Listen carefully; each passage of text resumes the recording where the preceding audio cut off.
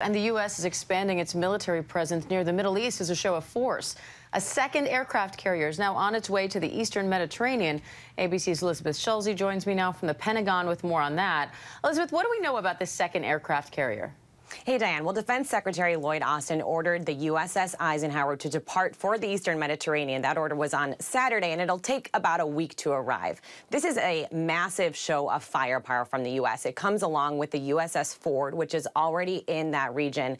And really what it's aimed to do, Diane, is send a message of deterrence. In addition to that aircraft carrier, it also includes missile interceptors. There's firepower to aim to show a message to especially Iran that the U.S. is there in the region and they don't want this to escalate. Why send these ships there now? Who is this show of force aimed at?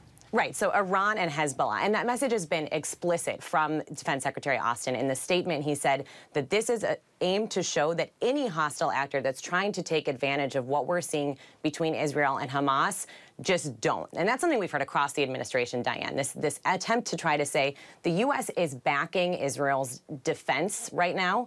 It doesn't want any other actor, especially Hezbollah, with those clashes that we've seen in northern Israel between Hezbollah and Israeli forces. Really what the U.S. wants to try to do is say, do not take advantage of this moment to try to get this escalated any further. Diane. Secretary of State Antony Blinken says the U.S. is also actively working to ensure the people of Gaza can get out of harm's way and get the assistance they need. So what message is the U.S. conveying to Israel about avoiding civilian casualties?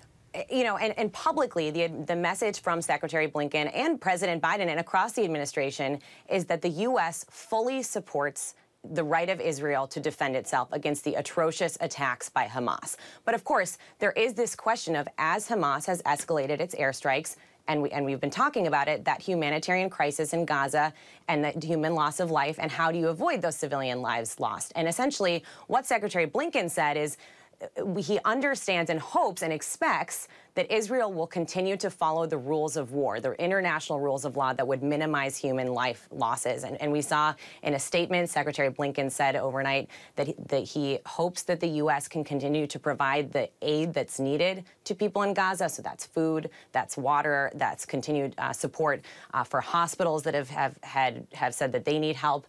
But ultimately, getting that aid there continuing to be a sticking point, getting those humanitarian corridors opened up. Not exactly clear how the administration is going to be able to do that. It's not, at this point, Diane.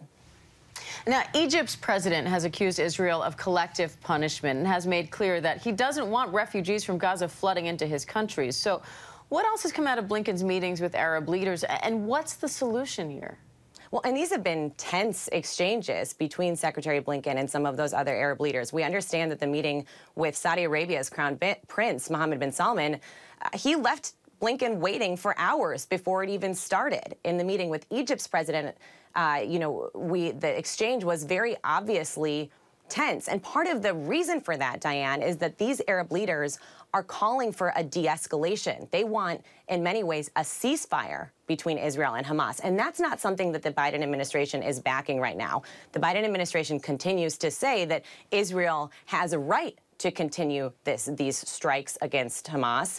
And until that kind of positioning changes, we're going to continue to see those clashes and at least kind of a sense of tense interactions between these diplomats at the highest level, like Secretary of State Blinken and some of those Arab leaders. All right, ABC's Elizabeth Schulze from the Pentagon. Thank you.